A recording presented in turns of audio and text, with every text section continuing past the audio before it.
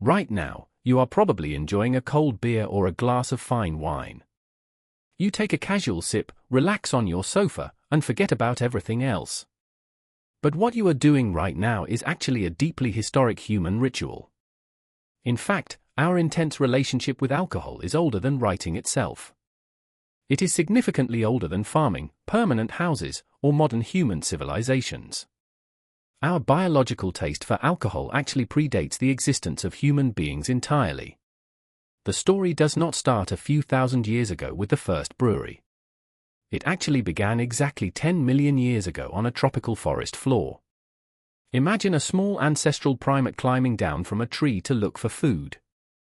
The primate is hungry, and it spots a piece of fruit on the ground. This fruit has been sitting in the warm mud for a very long time. In 2014, a brilliant biologist named Robert Dudley published a chattering book. He called his revolutionary evolutionary concept the Drunken Monkey Hypothesis. His scientific argument about our evolutionary history was incredibly simple yet beautiful. When sweet fruit falls from a tree, its natural sugars begin to break down. Wild yeast from the environment gets inside the soft skin of the fruit. A natural chemical process known as fermentation begins right inside the fruit. This chemical process slowly converts the sugars into small amounts of ethanol alcohol. When our small primate ancestors ate that overripe fruit, something wild happened. The ethanol inside the fermented pulp made them feel a little bit tipsy. They had absolutely no scientific idea why, but it felt remarkably good. So, these primates kept coming back to the forest floor for more fruit. Over millions of years, our direct ancestors did not just tolerate ethanol. Their bodies actively evolved a specific biological drive to look for it. By the time early humans actually showed up, the taste was built in. The evolutionary craving for alcohol was wired deep inside our genetic code. It was there long before anyone figured out how to brew on purpose. The big question is, when did humans learn to make it intentionally? In 2018, a team of dedicated archaeologists excavated a cave in Israel. This ancient cave is called Rakfet, once home to the Natufian people. The Natufians were a group of prehistoric humans living 13,000 years ago.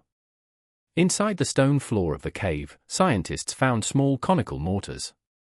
They analyzed the microscopic plant residue left inside these ancient stone holes. The chemical analysis revealed traces of starches and microscopic fossilized plant tissues. Prehistoric humans were deliberately crushing wild wheat and barley grains right there. They were mixing the crushed grains with water and letting it ferment. This means humans were brewing crude beer 13,000 years ago in caves. Here is the mind-blowing part: they did this before they knew how to farm. For decades, historians believed that humans invented farming because they were hungry. The old theory said we settled down to grow wheat for bread. But the discovery at Rakfet Cave suggests a completely different historical story. Prehistoric humans settled down because they wanted a steady supply of beer. They chose the hard labor of agriculture just to keep the alcohol flowing. Bread is great, but beer was the real prize of early human farming. Let that historical shift sink into your mind for a second. Agriculture completely changed the face of our planet and built our world. And the driving force behind agriculture might have been a desire to get drunk. Around 12,000 years ago, another mysterious archaeological site emerged in Turkey. This famous place is called Göbekli Tepe, the world's oldest monument. It consists of massive T-shaped stone pillars carved with wild animal symbols. Prehistoric humans carved these giant stones long before they built cities. Archaeologists found massive limestone stone vats inside the ruins of Göbekli Tepe. These giant stone vats could hold up to 160 liters. Chemical tests on the bottom of the vats found traces of calcium oxalate. Calcium oxalate is a telltale chemical byproduct of brewing grain beer. Göbekli Tepe was not just a quiet, solemn temple for religious prayers. It was a massive prehistoric festival site for thousands of traveling hunters. People traveled from hundreds of miles away across the dangerous wild landscape. They gathered at this stone monument to complete giant building projects together. And they kept the massive workforce motivated by throwing giant beer parties. Alcohol was the social glue that bound early human tribes together tightly. It turned suspicious, hostile groups of hunters into cooperative social networks. Without beer, humans might have never cooperated to build the first monuments. As time marched forward, our brewing technology became much more sophisticated. By 9,000 years ago, humans had actual complex cocktail recipes. In the ancient village of Jiahu in China, archaeologists found pottery jars. They analyzed the organic liquids absorbed deep inside the ancient clay walls. Early Chinese villagers were brewing a highly complex fermented mixed beverage. The recipe combined wild rice, honey, hawthorn fruit, and wild grapes together. Humans were experimenting with flavors to create the perfect alcoholic buzz. 5,000 years ago, entire ancient civilizations were running on alcohol.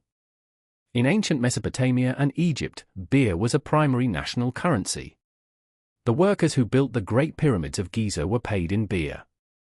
Each pyramid builder received a daily ration of about 4 liters of beer.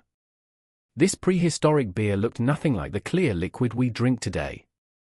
It was a thick, nutritious gruel filled with protein, vitamins, and minerals. In the burning desert heat, these extra calories kept the workforce alive. Prehistoric beer was not just a fun drink, it was literal lunch. Furthermore, ancient water sources were often contaminated with deadly bacteria. Drinking raw river water could easily kill you from severe dysentery. But the fermentation process automatically kills off most harmful microscopic pathogens. Boiling the water to make beer made it completely safe to drink. For thousands of years, beer was much healthier than drinking plain water. Alcohol also took over the spiritual architecture of the ancient world. The ancient Egyptians believed that beer was a direct gift from Osiris. It showed up in holy temple offerings, royal burials, and medical papyrus. Ancient doctors mixed herbal medicines into wine to treat painful stomach problems. So, a single cup of alcohol was doing 5 massive societal jobs at once. It was a paycheck, a water filter, a meal, a medicine, and a prayer. All of those vital survival tools came from the exact same ceramic cup. Now, let us look at the story of another ancient plant, cannabis. Archaeologists in western China cracked open a 2,700-year-old wooden coffin. Inside was the skeletal remains of a 45-year-old man with blue eyes. The man was carefully buried with a decorative wooden harp and horse bridles. And next to his chest was nearly 2 pounds of wild marijuana. The plant material had somehow stayed green for 27 centuries in the ground. The tomb belonged to a powerful tribal shaman of the Gushi culture. The marijuana was packed into his coffin as a spiritual going-away gift. His friends made sure he would have enough supplies for the other side. But this shaman was certainly not the first person to use this plant. The human relationship with cannabis started 12,000 years ago in East Asia. Early farmers looked at this resilient green weed and thought, let us grow this. Imagine being a Stone Age farmer and discovering a single, miracle crop. Its tough fibers can be spun into ropes and woven into durable clothes. Its oily seeds can be eaten for high-calorie food or pressed into oil. And its sticky resin works as a powerful medicine to dull chronic pain. It was the ancient equivalent of finding a Swiss Army knife in the dirt. One of the earliest written records appears in an ancient Chinese medical handbook. The text recommended cannabis tea for joint pain, malaria, and forgetfulness. From East Asia, cannabis spread rapidly along the trade paths of the Silk Road. Nomadic horse riders carried seeds across the high Pami Mountains into Europe. Cannabis has been an active part of human life for 12,000 years. It has only been illegal for about 90 years of our modern history. That prohibition represents less than 1% of our total historical relationship. For virtually all of history, these psychoactive plants were just part of life. You made a strong fishing net from the hemp fibers in the morning. And you burned the aromatic flowers at a tribal funeral in the evening. Ancient humans did not care about political agendas or modern drug schedules. They simply knew that nature provided plants that made life worth living. Hit the subscribe button to join Stick Anthropology for more evolutionary secrets.